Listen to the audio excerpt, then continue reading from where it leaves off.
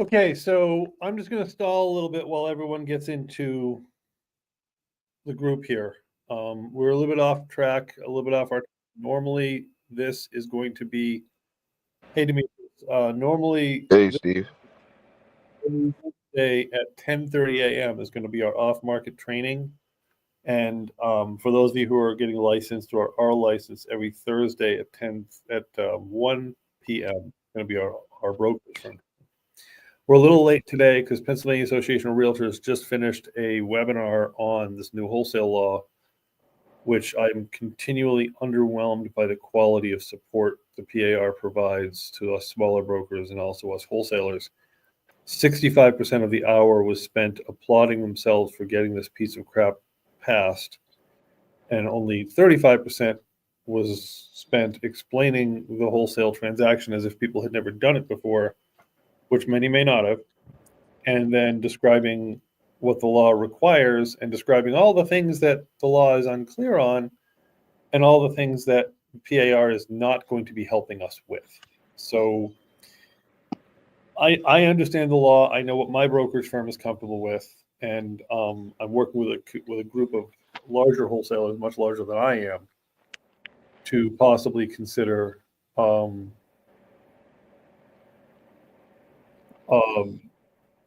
action against the state, frankly. So anyway, as of Saturday, let me just kind of fill you guys in, then I'll kind of get to questions. And please text me the questions if you have any. But as of Saturday, I mean Saturday previous, yes, they're training today on a law that became effective 4 days ago. And in this training, they're not saying, here's the contracts. They're saying, go to your attorney and have contracts drafted. Well, why do we have an association who wrote the law not train us ahead of time? But anyway, whatever. So what the law says is, in brief, it's called SB 1173. You guys, I will post in the chat here. And this law was just passed. This law was passed last summer, and it is now, it came into effect just now. And this, by the way, only affects Pennsylvania transactions. This law only affects Pennsylvania transactions of residential property, i.e. 5 units and under. Now, 4 to 5 units and under. I'm actually pulling up the law now to see whether it's 4 or 5. But this only affects residential wholesale transactions in the state of Pennsylvania. Now, here is what it calls residential wholesale, what it calls wholesale. What it calls wholesale is any sale of equity for monetary consideration within the transaction on a property you don't hold title to. Basically, assignment, novation, walks like a duck, talks like a duck. Now, I'm learning from some of these bigger wholesalers that there may be loopholes in ways of doing it around, because apparently in the phrasing of the latest version, which I'm not an expert in reading laws, but apparently in the definition, and I'm actually pulling it up right now, the compensation has to happen as part of the transaction. Oh man. So, well, where that could leave an opportunity, and some of these larger boys are playing this. I'm not. I'm just going to play this as we're going to use the law. But I'm looking at it because they made a good point today I hadn't heard them make before, is that right there says if we do our compensation outside of closing, we go to a buyer and we say, hey, here's a consulting fee or an education fee or something unrelated to the transaction that you're going to pay me, and it's going to be due the day of closing. I've got to review whether, from a brokerage firm standpoint, that's a strong enough seat.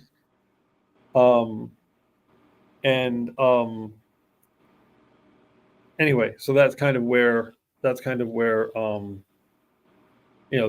that's what was done on this, is basically we have to have a brokerage licensed, Pennsylvania licensed agent. Now, just to be clear, PAR would love you to not understand this, but you don't have to be a realtor. You have to have a license, and you have to be working with a broker, and a broker that's okay with wholesaling. Now, For those of you who are out of state, don't want to get licensed, aren't licensed yet. Um, Go ahead. oh, sorry to cut you No, go off. ahead. So I had just recently came back to Staten Island, so Yeah. I'm not that far from PA. So if I do have to pay any fees, I don't mind Yeah. paying to get a license because I just started a job in the emergency room. So Oh, I good. Okay. I'm still trying to even save my money to take certain courses with you guys. Yeah. So if it comes to the point that I have to be fully legit to work with you guys, I don't mind paying to become a licensed realtor. I mean, I recommend everyone take the class. Um, And it's uh, pretty good credential as well. So I'm just back once I finish this other call. So I mean, I have always recommended that getting licensed in any state you work in is worth it. Yes, you spend a few $100s to get your license, and you spend a few $100 a year to keep your license, but then you're a fully legit real estate agent. You're not a realtor. You don't have MLS access, but you can transact any kind of real estate, because at the end of the day, like that lady we were talking to in Albany, you walk your way up to wholesale, wholesale, wholesale. You can't reach a wholesale number with the person. If you're not licensed, your conversation stops. If you're licensed, you can say, well, we could talk about listing the property.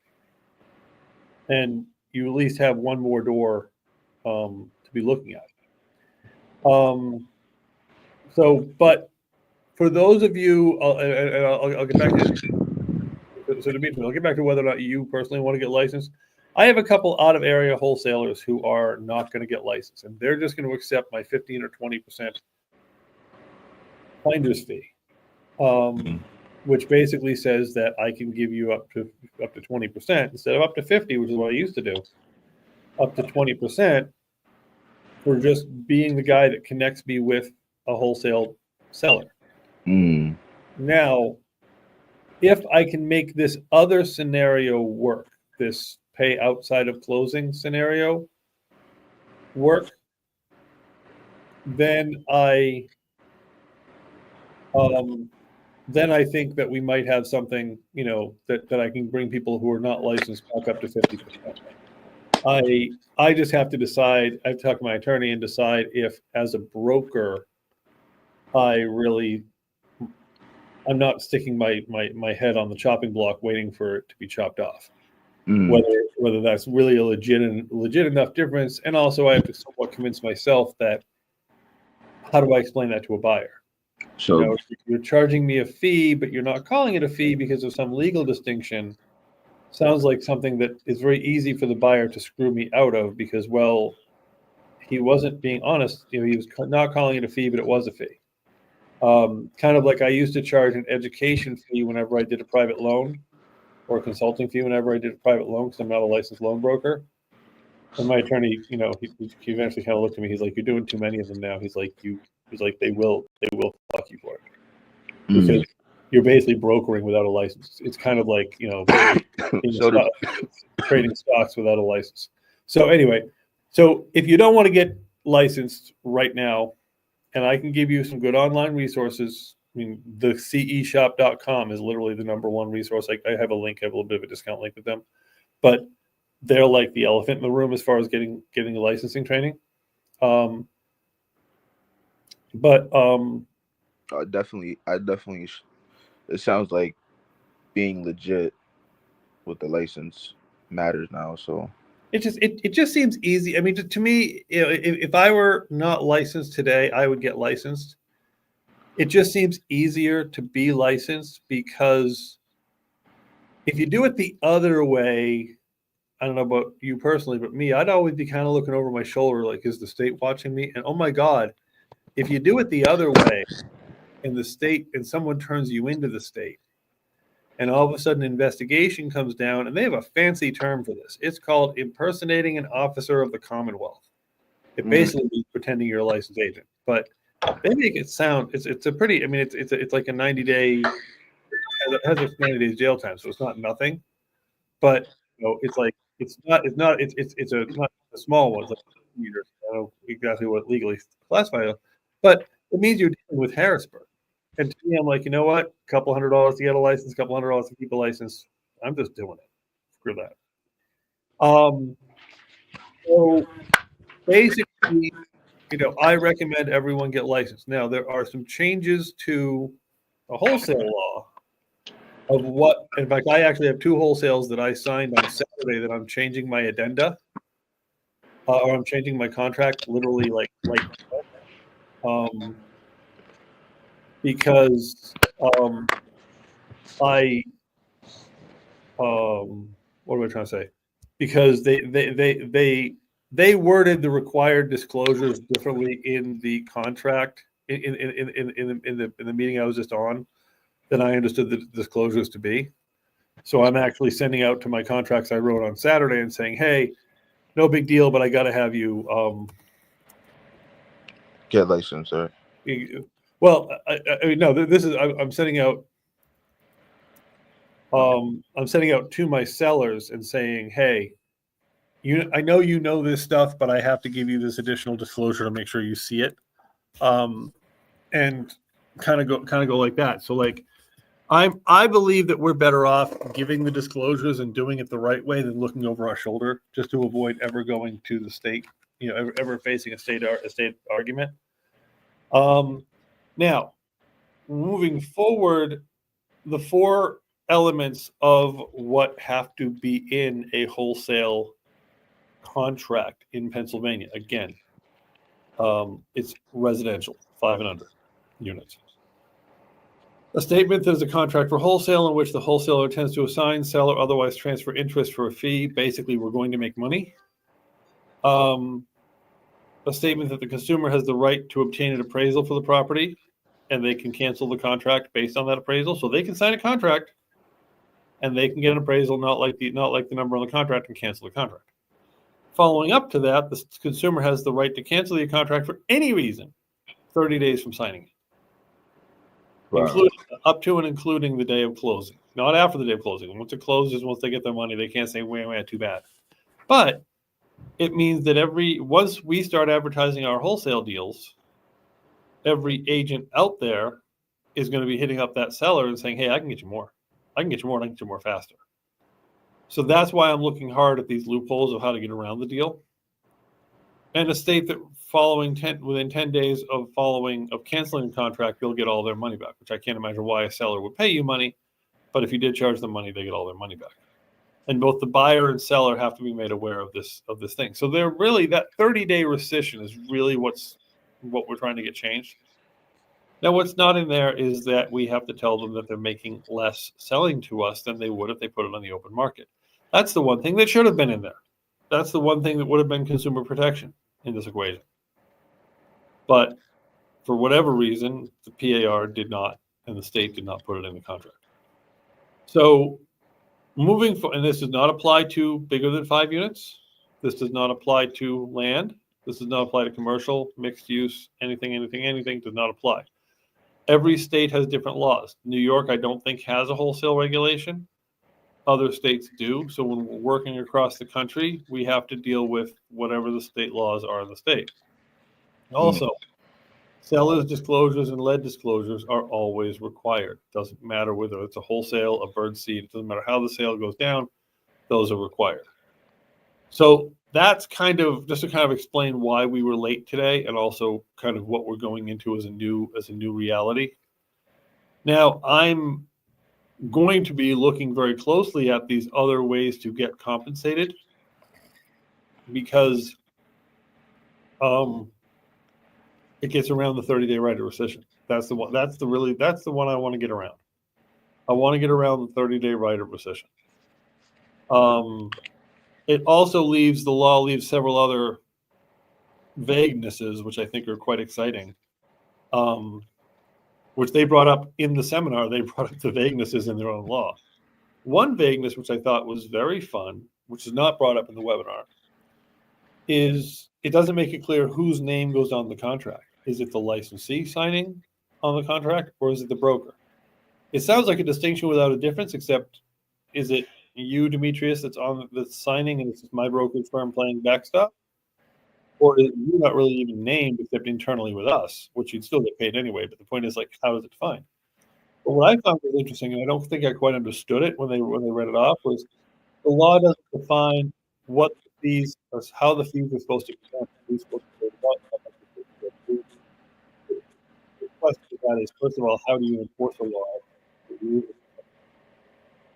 How do we properly live under a law? Those things are defined. And number two is, why does the law even define it?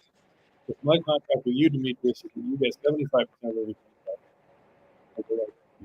My contract with Billy is because he's more experienced, he gets 90%. Well, isn't that kind of what people reach it? You really be fair, so you get paid beginner rates, and he's experienced, and he gets paid experience rates, or whatever. I don't know why the law even plays in there, but it's kind of interesting the things they have known don't exist in the law, and they're like, oh yeah, this sounds like a good plan. So that's kind of that's pretty much all I have on the law. So basically, we will be watching the law and following the law, and if I can legitimately make a loophole around it, we're going to do that. That makes a lot of sense when the way you put it just now. Like I understood more than. Yeah, it's a hard thing to explain. It really is. So I appreciate that. And if you have any questions, I'll always reach out. I've actually set up a different phone number with the login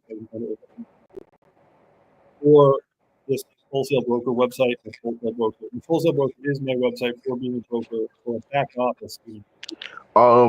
Another question. So the expenses, like the pay, how much would I have to pay for if I'm trying to take my the course, the license? Okay, yeah. So good question. So you pay for whatever training class you want to take. Whether you want to take you might find a Groupon class for $100. You might find a local class. Well, you're in New York, so it won't be whatever. But if you're in PA, you might find a local class can be $500-$600.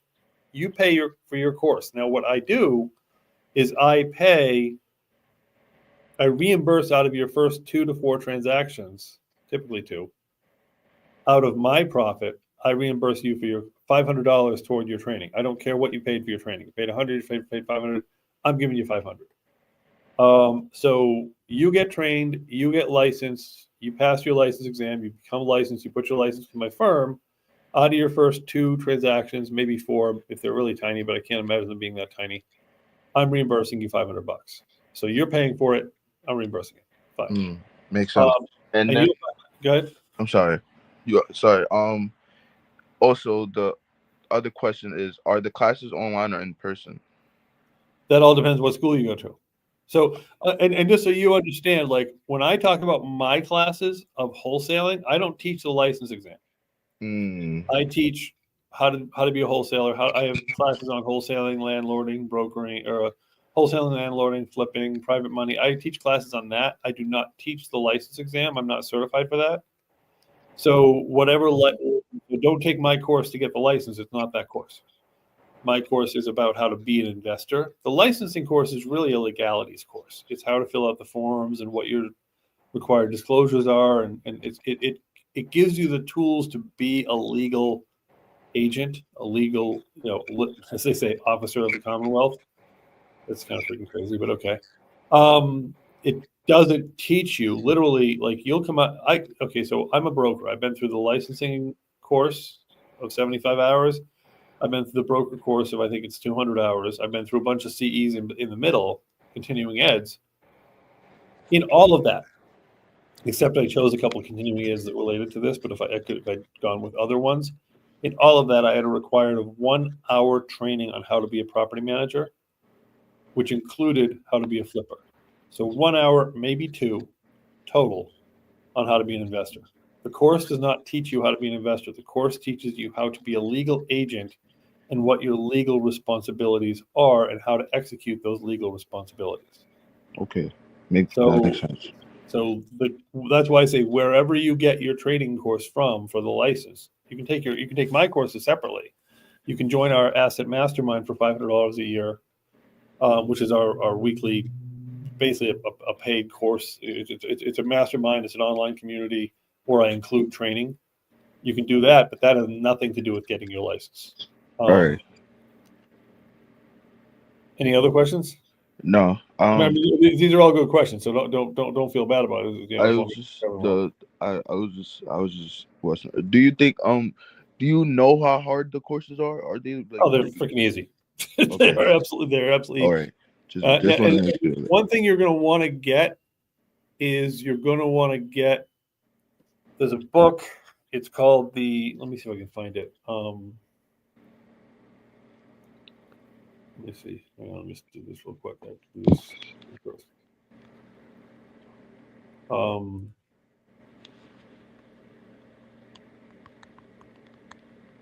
Sorry, I'm actually trying to work on this. I'm trying to get this addendum before my computer loses You're it. good.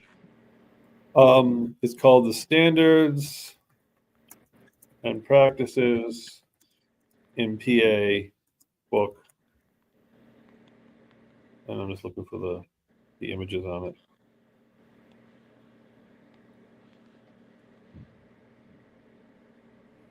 Yeah.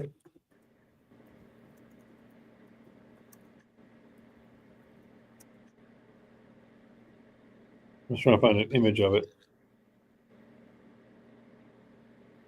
Okay, some reason it's not jumping. I'll have to have one of my friends has my book. I'll have them send me a picture of it. It's a yellow book. I think it's what's it called, PA licensing, PA standards and practices or something. And I'll get you a picture of it. You want a copy of that book, and a good teacher, and it's maybe only the in-person teachers that I know that do it. They'll tell you.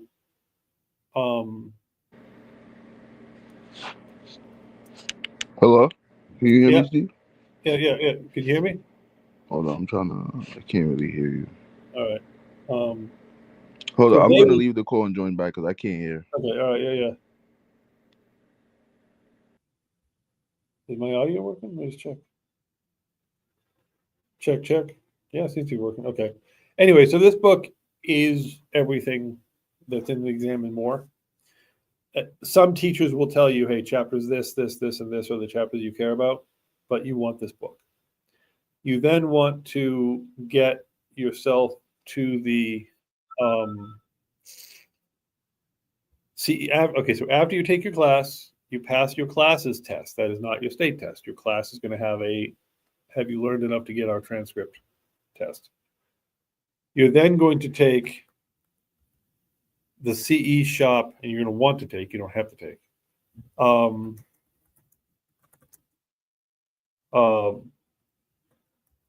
going to want to take the CE shop's practice exam package. It's like $100 and something, and you beat the crap out of the practice exams. When you get 95s on the practice exams, the state and the national, then you're ready to take the how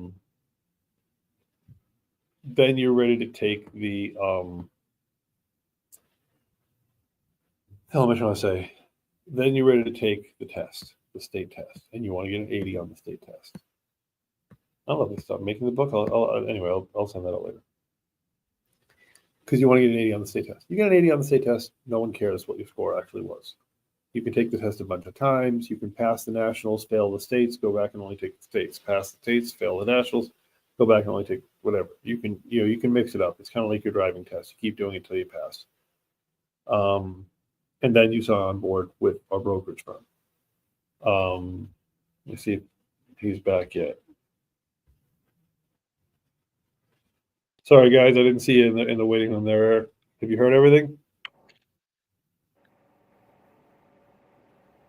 Can you hear me, Steve? Yep. Yeah, I couldn't hear you. My bad. Yeah, and sorry, Eric, I just noticed you were there, but I'll send you a link to the video. Anyway, so basically, and Eric, you and I were talking about the needing to get licensed and how that's a bad thing. First of all, I very much encourage you to get licensed. But as you might have heard earlier in the call, I don't know exactly when you came on board,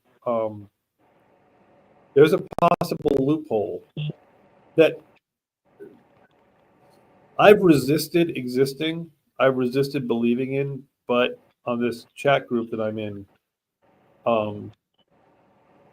very much more experienced wholesalers, 2 or 3 guys are saying, their attorneys have actually backed this up.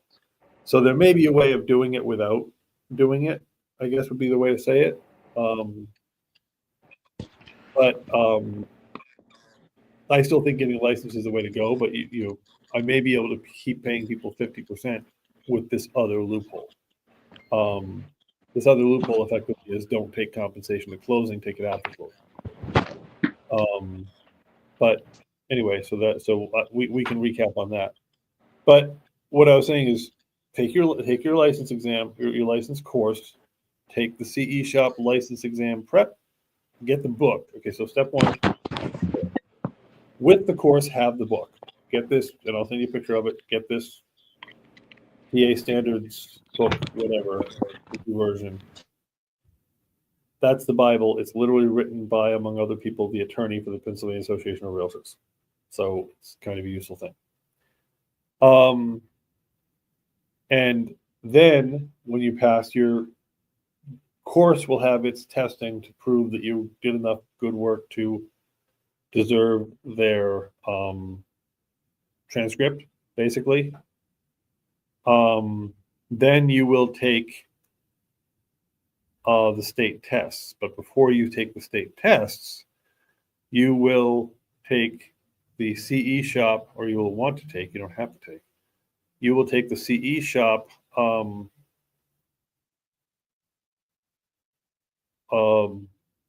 practice exam test packet, or what they call it. It's like $150. You can beat the crap out of practice exams effectively. And when you get 95s on those, then you can proceed to when you get 95s on those, then you can proceed to taking the state exam. So that's kind of your order of operations to get licensed and become legit, agent in Pennsylvania. Now, what we're going to be doing moving forward this year is we're going to be doing a little more on providing data to you guys. I mean, not a lot. You're just going to want to continue doing your own data stuff, and we're going to continue, and we're going to pick up with you, Eric, on the going after the communities and having the VA go after the communities for their violation list, and then we can share the violation list out to people, and we kind of go from there. So we're basically getting a little more active in giving you guys the feeder stuff, and we also have a couple extra phone lines, which are not bulk dials. So they are dial 75, 100 calls a day. They're not dial several hundred calls a day. I can get you a couple phone lines. You can use your phone line. I don't care. But we're going to try to provide a little more of the underpinning support for that stuff to try to make it a little easier. That also lets us listen into the calls and kind of hear what's going on and be able to help you with that. And we also are getting lists for things that don't qualify under the state law, 5+ residential, self-storage, mobile home parks, things like that, because that allows us to go after. Eric, I know you brought up the idea of giving a buyer's list and going looking for properties that match the buyer's list. That is certainly doable. But there's 2 things about that. One is, and this is my opinion, not necessarily what everyone believes, I don't believe unlicensed people are allowed to be buyer's representatives in Pennsylvania. So we have to be very careful about, I represent a buyer who, those kind of things. Because you're not licensed, you're not allowed to represent a buyer, is pretty much how I read the law. But also, I think that that's great. Hey, we know we have buyers in various territories, and Eric, we are starting to run for you, and also up in Demetrius's area and a couple of other guys. We're going to be starting to run some Facebook posts, not really paid ads, trying to generate buyers lists and get buy boxes, get more buy boxes outside of what we have up here in the Scranton area. Buy box is when the buyer says we're looking for XYZ. We are, but I still believe that find the seller and the buyers will line up is an equal, if not better, mentality than have a buyer and say, I'm going to go shop for that buyer. Because the reality that's why I do represent buyers, don't get me wrong, but I don't like to represent buyers. because I'm taking that buyer to 5, 6, 10, 20, 25 different houses that are represented by other people. And they might not like any of them, or they might like one and not get the offer. The offer may not be accepted. They might not make an offer. They might whatever. Whereas if I have, the 3-unit, if I have the contract to sell, wholesale or otherwise, the 3-unit building on Birch Street in Scranton, if anybody wants that 3-unit building, they have to go through me for it. So I'm not saying we don't go to find what people's buyers boxes are. We do. But also we have to be reaching out for those sellers, because more often than not, buyers are saying to me, I want any X number of units, Y number of, bedrooms, bathrooms, whatever my criteria are in this market. Find me that. And in, a lot of cases, it's the same request. So if you find, we know that, for example, the average investor is looking for single family homes to flip. We know, or they're looking for a multifamily, either under 5 units or over 5 units. And some of them have more, complicated criteria. They're looking for a flip or a rental, or they're looking for a self-storage, a mobile home park, or other commercial category. So we know that if we have a 5 and under flip or a rental, property that'd be good for a flip, probably good for a rental, there's going to be at the right number. There's going to be a buyer for that. And as many of you may know, I personally hate working holidays and weekends. Not a good look for a realtor, I guess, but whatever. We got a call from somebody on New Year's Eve day. Ryan called me at noon, and I'm like, oh crap, now what? Well, we got the guy's property under contract for $40,000. Ryan put it up on New Year's Eve, and okay, he's crazy. And New Year's Day at noon, we had it sold for $75,100. So, you have that property, and I'm shocked it went for this number, but whatever. You have that property that somebody wants. You have the only one. Now we've represented this buyer for a long time. Well, actually not this one. One of the other buyers, we've known him, and we knew what he was looking for. But the only way you find it for is by contacting the sellers who have that. So really, whether you're looking for a buyer, or whether you're shopping for a buyer, or you're randomly looking for sellers, you're substantially doing the same job. Basically, you're still contacting sellers, and you're still churning through the chum of sellers, basically. So really, that's really what everything in real estate comes down to. Everything in real estate comes down to you're looking for the person who's motivated to sell bluntly below market. And that's the person you're looking. That's the person you're looking for. The normal buy box, the normal window for a wholesaler to look for is a single family, which could be a rental, it could be a flip. We run the numbers on it both ways. Typically, singles we're running as flips, but we also back them up as rentals. And you're looking for multifamilies that work as rentals. Flips, I don't personally find flips to be. I don't personally find multis to be great flips, because I think by the time you have the money poured into a multi, you're usually into it for about what a landlord is going to buy for it. Not saying whatever, but well. So we're looking to find those motivated sellers. Now, if you're licensed, they don't need to be quite as motivated,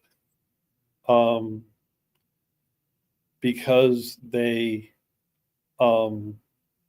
we have the opportunity of listing them on the backside. So again, an advantage to licensing. Because even if you're following the loophole on, I can pay you as an unlicensed person on a wholesale and still pay you 50%. Once that flips to a listing, I can't pay you on that roll anymore, because the consulting agreement would only impact a wholesale type transaction. Once it goes to a listing, it eliminates or much minimizes my ability to pay an unlicensed person. I can still pay you, 15% of whatever check I cash, but that's where the ceiling is set. So basically, what we're going to be looking to do is next week's training is going to be on our CRM. And Eric, I actually want to get with you first on because you actually know Go High Level better than I do, so I want to make sure we're all on the same page. Basically, next week we're going to train on how to enter deals in the CRM, so that you guys understand what to be asking the sellers and what to be doing with it when you get one, and also where to find the data as we upload it that you can off of. So right now, what does anyone have any questions before? Because I want to change gears, but I don't want to leave anything if people are lost.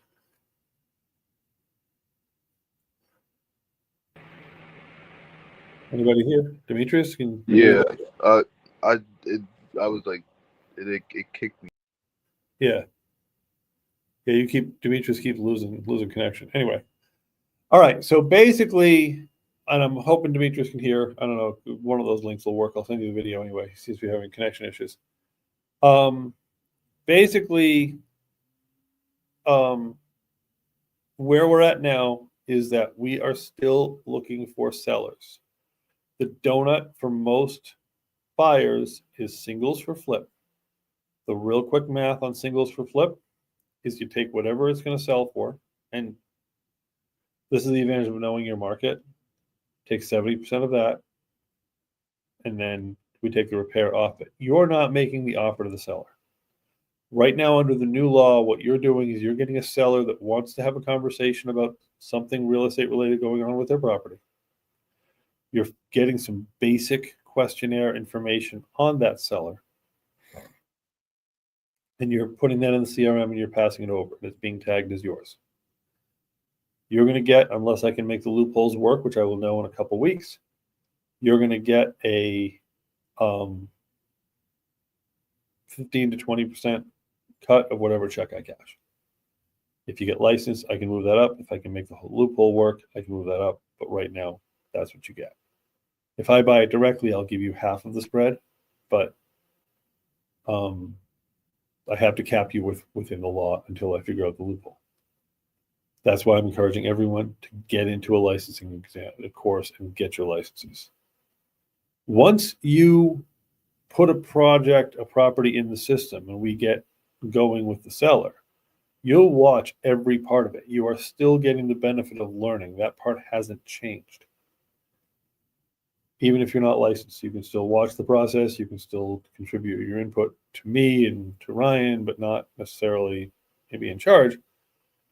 But, we're the ones doing it. The state says licensees have to do these things. And basically, as a non-licensee, you can't answer any questions about a property. You can't negotiate with a buyer. You can't negotiate with a seller. You can be standing at the property and someone can ask you how many bedrooms are in the property, and you have to just step out of the way and kind of look over to where the bedrooms are. You can't answer the question. You can be standing in front of every bedroom, but you can't answer it. Even though as a human, you can count the doors. You cannot provide that input because you're not licensed. So as a non-licensee, there's can be limits on what you do. Again, 5+, no more limits. Self-storage, mobile home parks, no more limits. You're looking for singles. You're looking for smaller multis, 5 and under. You're looking for bigger multis. You're looking for 10s, 15s, 20s, whatever. Those are units. I'm talking about rental units, apartments, whatever. You're looking for land. Land is not a licensed activity right now. We can do land.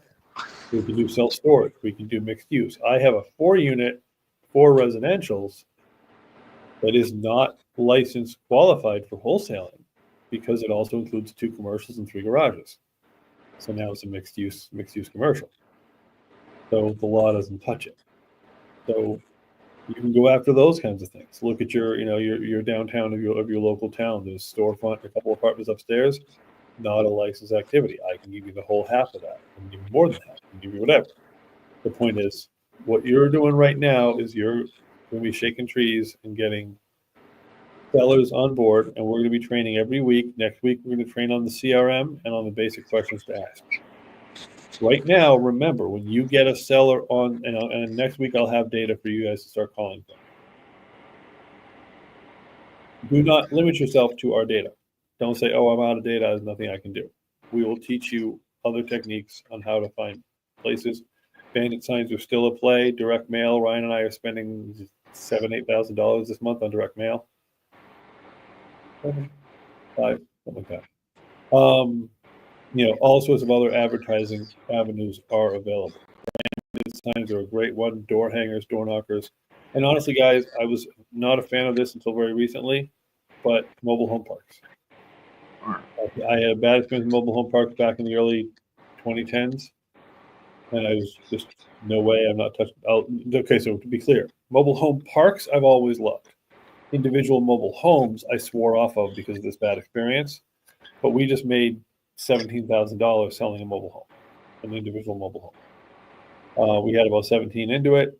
We sold it for 34. So if you want to go door to door in a mobile home park and drop off notes to everyone, that's a doable.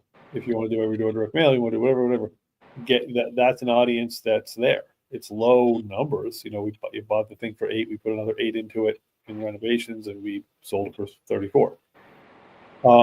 But that's another thing. So basically, getting in front of sellers. Now, where you are physically, what communities you're looking to be focusing on, you can focus anywhere in the country. We have MLS access all the way down. Well, I actually have to pay the bill, but we will have MLS access again all the way down to Northern Virginia when I pay their bill. And that means we can get listings all the way down there. We have PropStream to give us national marketing data. So we can help you pretty much anywhere, but I recommend you work in places you can drive to. I recommend you work in places you're comfortable with, or one of us can drive to. Like Eric, Demetrius, if you found something in the Scranton, Wilkes-Barre, Hazleton area, or northeastern PA, I got boots on the ground pretty much down to just south of Allentown. So if you found something, I can get somebody over there. I know people, I know the neighborhood. If you get something in, Erie or something like that, we'll have to get some people. We'll have to get some boots. But, understand that we want to know a little bit about our neighborhoods. But wherever you get a seller who's interested, we'll have the conversation. All you need to do is get some basic info from them. All you really need to do is get us on the phone. And we'll take over, and you'll hear us do the conversation and the calls and the whatever. And then when you're comfortable, you'll be able to make those conversations yourself and just get us the data, and you'll grow from there. So between now and next week, what I want to have everybody working on is, getting comfortable with marketing and getting out there, just getting out there and talking to people in your community, getting your Facebook business page set up. If we haven't covered this, you want a separate phone line, like a Google Voice line, or possibly we'll get you one off one of our lines. That is a business line. That is not your baby mama line. It's not your whatever. It's business only. You want a Facebook business profile branched off your original Facebook. It's nothing but business. You're using that profile to go into these community groups, to go into what's wrong in Hazleton, what's wrong in Scranton, what's wrong in whatever, how wonderful it is to be in Tioga County. And you want to become visible and become this real estate resource and say to people, hey, if you know somebody, who needs to get out of a property, looking to sell a property, I can give you money if you want to get those sellers on the hook. You want to get contact information with sellers. You want to get conversations going. You want to become visible. You want to contact your local code office and find out the process. And I'm pointing to you, Demetrius, on this one because Eric knows the process in PA, and we can teach on that later. But if you were doing this in New York State, find out from your local code office, how do you get the list of code violations? You get the code violations. Our guy Nick can skip trace them, or we can have them skip trace. Yada yada yada. we get the skip trace list back from Nick. You can call them. You get somebody on the line. You three-way me or Ryan into it, and life goes on.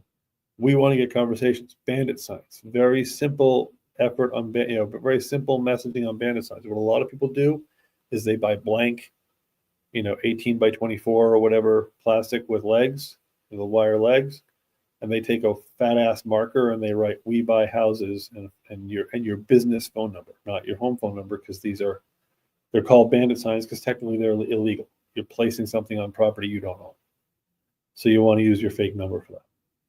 Or you can have some printed, whatever. You can do flyers at the supermarket. You can do this. You can do that. Anything you can do to become visible to sellers. Obituaries. Be very emotionally gentle with these. If you do reach out to obits, I have some postcards you can use. I can literally mail them to you because I'm never going to use them. But you don't want to come off with the hard sell on an obituary or a divorce or a probate or any of that. You come off, our pitch is never hard sell. Our pitch is we want to help you with your situation. Our pitch is, like my postcard for the obits is a tree and something like, life is changing on one side. So it's a pretty tree picture on their fridge is how I pictured it. It's a pretty tree picture. On the back, it's a very nice little letter written in the voice of my daughter when she was 3. Times are changing. It's hard to lose someone. But the punchline is when you're ready, when the crying is done and you're ready to talk real estate, give us a call. I mean, it's not nearly as badly put as that, but that's the idea. We are their solutions provider. So your job in this role is to get in front of sellers and also to be visible in the Facebook investor groups like real estate, Pennsylvania off-market property owners or investment property owners, whatever Kevin's group is, and be running posts and saying, hey, and get basically your job is to get buyers and buy boxes. We do want buyers. Hey, I have a 3-2 in Altoona. Does anybody want it? And you'll get people sending you their information who want that. And next week we'll show you where to put them in the CRM. But right now, have a spreadsheet, get their phone number, get their email, get what they're looking for. How many bedrooms, how many bathrooms, know what they're looking for. Build your buyers list. Be in these groups, communicating, these investor groups, these landlord groups, these whatever, communicating and saying, hey, what are you looking for? How much, getting to know these guys, because these are the guys with money. These are the guys, and we'll also teach, not next week, but the week after, we will teach on how to use your county courthouse website for finding buyers and finding owners and tracking that down. Anybody that owns multiple properties in your community, you go to your county website and you search, for example, for LLC, search for corporate owners. You search for corporation, corporate owners. You're searching for Smith. You start picking random last names. If one person or one entity owns multiple properties, well, they're either a buyer or a seller potentially. And then you can skip trace them or whatever. You want to go through those situations. You want to be driving for dollars. You want to be either virtually driving for dollars, which we are finally skip tracing that list, Eric, or you want to be physically driving for dollars, looking for dilapidated properties, overgrown grass, unshoveled snow. And we're coming into a season where it's very hard to tell. Is it overgrown grass because it's abandoned, or have they just not started mowing their lawn yet? But you're looking for that. You're looking for physical things in your neighborhood that indicate something is not right here. Somebody needs help. And that's what we're all about. We're all about helping people and connect with the buyers and sellers. At the end of the day, this is a sales game. That's all this game is. And so that's pretty much what I wanted to cover today. Is kind of to start off the year and get everyone on the right page for how we're going to be starting, and also kind of fill you in on the law. Right now, Pennsylvania law exists, but that doesn't change what we're doing. It doesn't change your ability to get paid. It really doesn't change your ability to get paid 50-50. I want everyone here to get licensed, but if you don't, I'm pretty sure this loophole is going to work. The more I think about it now that it's been explained to me, I understand it. I think it will work. But so, any other questions? I don't want to keep you guys more than an hour.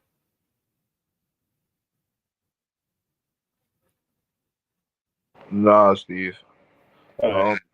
I just whenever you get the chance to send me the book. Yeah, I'll send you the book and just start looking at online. Because you're not in PA, you won't find a local course that teaches PA.